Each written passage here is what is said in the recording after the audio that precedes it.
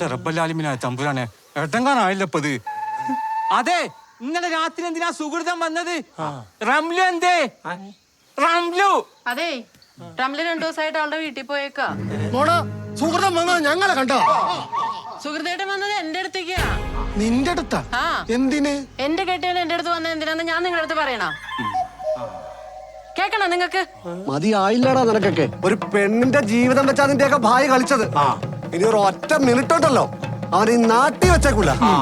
President അന്നേ അവന്റെ ഒരു ഭായി.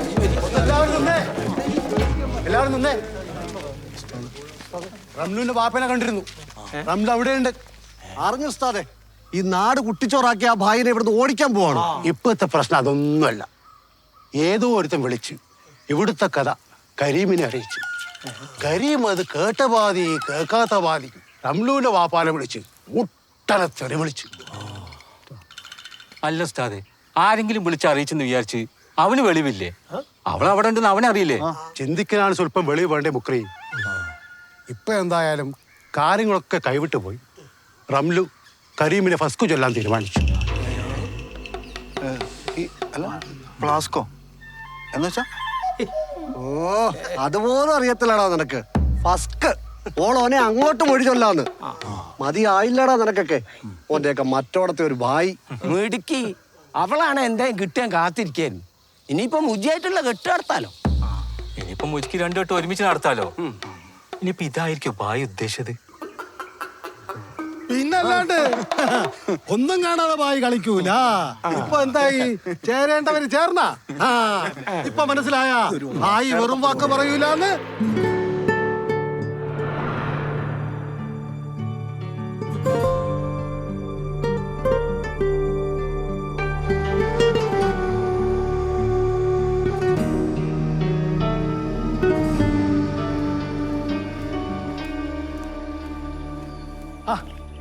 മുജിയെ, എല്ലാം ഭായിയുടെ അനുഗ്രഹമല്ലേ മുജി? നീ ആ ഭായി ഒന്ന് കയറി കണ്ട് കല്യാണം വിളിച്ചേരെ. കാലിയാക്ക, നിങ്ങൾ നാട് വെറുതെ കുട്ടിച്ചോറാക്കല്ലേ. ഉള്ള നേരം കൊണ്ട് ആ ഭായനെ വണ്ടി കയറ്റി വിടാൻ നോക്ക്. നീ എന്താടാ ഈ പറയണേ? ഒരു കാര്യം പറഞ്ഞേക്കാം, നീ ഭായിയെ വിളിച്ചില്ലെങ്കിൽ ഞങ്ങൾ ആരും കല്യാണം കൂടൂല കേട്ടാ. എന്നാലും കുഴപ്പമില്ല, അന്ധവിശ്വാസം പ്രോത്സാഹിപ്പിക്കാനേ ഈ മുജീനെ കിട്ടൂല. മുജി, അങ്ങേരുടെ ശാപം കിട്ടിയ ഈ കല്യാണം വരെ മുടങ്ങും, പറഞ്ഞേക്കാം. ആയിക്കോട്ടെ, നിങ്ങൾക്കും ഭായിക്കും പറ്റുമെങ്കിൽ എന്റെ ഫാത്തിന്റെ കെട്ടൊന്ന് മുടക്ക്, എന്നാ ഞാൻ വിശ്വസിക്കാം. പറഞ്ഞത് കറക്റ്റ്. ഫാത്തിയുടെ കെട്ട് മുടങ്ങിയ ഞങ്ങൾ വിശ്വസിക്കാൻ പായില്. ഒന്ന് മുടക്കി കാണിക്കും. എന്നാ കാണാം. കാണാം കാണാം കാണാം. അങ്ങനെ അങ്ങ് പോവല്ലേ. കെട്ട് മുടങ്ങിയില്ലെങ്കിൽ ഭായിനെ ബംഗാളിലേക്ക് കയറ്റി വിടുവോ? അത് ഞങ്ങൾക്ക് മംഗളോട് ഇരുന്ന് കൂടിയാലേ. ഉറപ്പിച്ചു വരെ നിങ്ങൾക്കും ഭായനെ അങ്ങ് വിശ്വാസമല്ല അല്ലേ? കയറ്റി വിട്ടിരിക്കും. അങ്ങനെ സംഭവിച്ച അത് ഈ പെരുമാനിയുടെ തീരാ നഷ്ടം. ആയിക്കോട്ടെ ആയിക്കോട്ടെ. മുടങ്ങൂലല്ലോ, എല്ലാം ഓക്കെ അല്ലേ? സ്വർണം, ഉടുപ്പുകള്, നാസർ. പ്രസിഡന്റ്, മറ്റന്നാളാ കല്യാണം. 2 വീട്ടിലൊരുക്കങ്ങൾ കഴിഞ്ഞ് ഇനി എന്ത് പ്രശ്ന? അല്ല, ഭായ് കല്യാണം മുടക്കൂലേ? ഭായി കല്യാണം മുടക്കിയില്ലെങ്കിൽ എന്ത് വില കൊടുത്തും നമ്മൾ ഈ കല്യാണം മുടക്കും. അത് നമ്മുടെ നിലനിൽപ്പിന്റെ പ്രശ്നമാണ്. ഇതിപ്പോ പെരുമാനയുടെ മൊത്തം പ്രശ്നമാണ്. എന്ത് വില കൊടുത്തും നമുക്ക് ഈ കല്യാണം നടത്തണം. നിങ്ങൾ പേടിക്കണ്ട, എന്റെ ഫാത്തിന്റെ കല്യാണം പെരുമാനി തങ്ങൾ ഏറ്റെടുത്തോളൂ. പെരുമാനിക്ക് ആപത്ത് വരുന്ന ഒന്നും തങ്ങൾ ചെയ്യൂല. ഈ കെട്ട് നടക്കും, അത് കട്ടായ.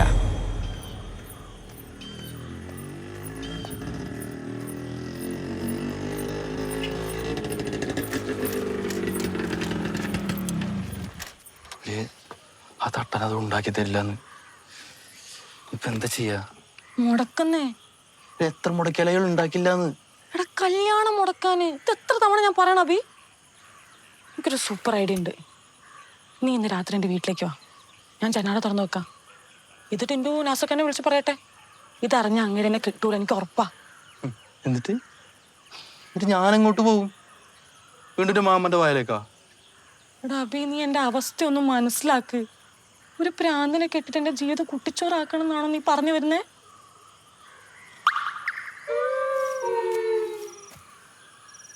ഒട്ടിച്ചേർന്നാടാ നിക്കണത്. അതാണ് എന്റെ സങ്കടം. ഇരിപ്പ് കണ്ടിട്ട് ഇന്ന് എന്നെ ഒളിച്ചോടുന്ന മട്ട. ഓടും, ഓനൊറ്റ കൂടും, അല്ലെങ്കിൽ നമ്മളോനെ ഓട്ടിക്കും. ഓനിപ്പോ എന്താ ചെയ്യുന്നേ? ഇപ്പോ അവൻ അവളുടെ കണ്ണീരൊപ്പാടാ. കണ്ണീരാ? എന്തിന്? എനിക്കൊന്നും അറിയില്ല നാസറേ. സത്യം പറ ഫാത്തി, നിനക്ക് വേറെ ആരെങ്കിലും ഇഷ്ടമുണ്ടോ? വേറെ ആര്? എടാ അബി, അങ്ങനെയായിരുന്നെങ്കിൽ ഞാൻ ഈ നാസർക്കായിട്ടുള്ള കല്യാണത്തിന് സമ്മതിക്കായിരുന്നാ? അബി, എനിക്ക് ഒറ്റ കാര്യം പറയാനുള്ളൂ. ഈ കല്യാണം മുടക്കാൻ ഞാൻ എന്തും ചെയ്യും. എന്ന് വെച്ചാ? ഇന്ന് വെച്ച രാത്രി നീണ്ട അരണാണ് അടിച്ചോണ്ട് പോയി ഞാൻ പറയും. ഒന്നുമില്ലെങ്കിൽ ഓനെന്തിനാ അവളുടെ കണ്ണീരൊപ്പിയെ? അതും എന്റെ സംശയ. എടാ ഇതൊന്ന് സമാധാനിക്ക്, നമുക്ക് അബീനോട് ചോദിക്കാന്ന്.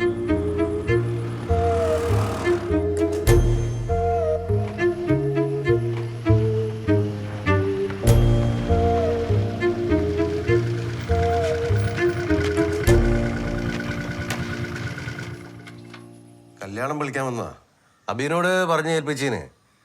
എന്നാലും ഒന്ന് നേരിട്ടൊന്ന് വിളിക്കാന്ന് വിചാരിച്ചു. ഓ, അത് കുഴപ്പമില്ലായിരുന്നു. അബി എപ്പോഴും പറയും ഫാത്തിമാനെ പറ്റി. ആ എന്താ പറയല്? ഏ അങ്ങനെയൊന്നുമില്ല, എന്തെങ്കിലുമൊക്കെ. എന്തെങ്കിലുമൊക്കെ എന്ന് പറഞ്ഞാല്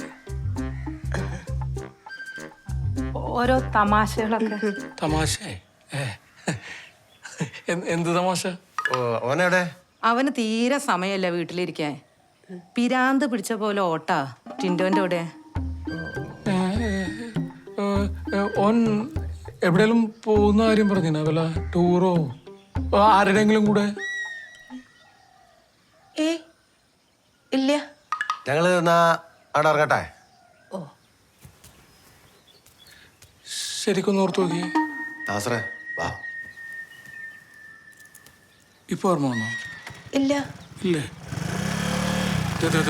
പറഞ്ഞുണ്ട്. അബി ഇന്ന് വന്നേ. ഈ ഫാത്തിമ തമ്മിൽ എന്തേലും ഉണ്ടോ? ഫാത്തിമാനായിട്ട് എന്ത്? ഒന്നുമില്ല. ഉറപ്പല്ലേ? എന്നാ വിശ്വസിച്ചോട്ടെ. ആയിക്കാ, സത്യമായിട്ടൊന്നുമില്ല. ഒന്നുമില്ലെന്ന് പറഞ്ഞില്ലേ? വെറുതെ പായ കൊണ്ട് പറഞ്ഞിട്ട് കാര്യമില്ല. ഓനെന്തിനാ കണ്ണീരൊപ്പിയെ? ചേട്ടൻ പറ, ഓനെന്തിനാ കണ്ണീരൊപ്പിയെ? മാറിക്ക്, അങ്ങോട്ട് മാറിക്ക് നാസറേ.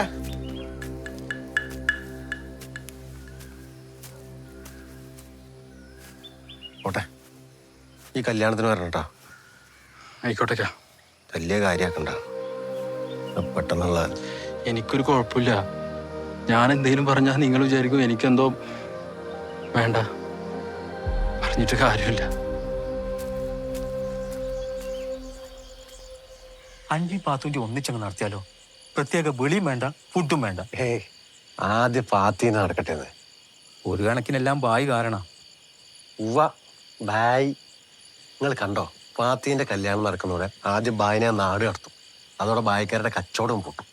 മുജി, ഈ വേണ്ടാത്ത പ്രശ്നത്തിന് പോണ്ടേ? എനിക്ക് നല്ല പേടിയുണ്ട് ഈ കല്യാണം മുടങ്ങുമെന്ന്. നീ എന്താടെ ഇതുവരെ ഇറച്ചി ഏൽപ്പിക്കാതിരുന്നത്? മറന്ന് അല്ലേ? പേടിക്കണ്ട, ആട് റെഡി.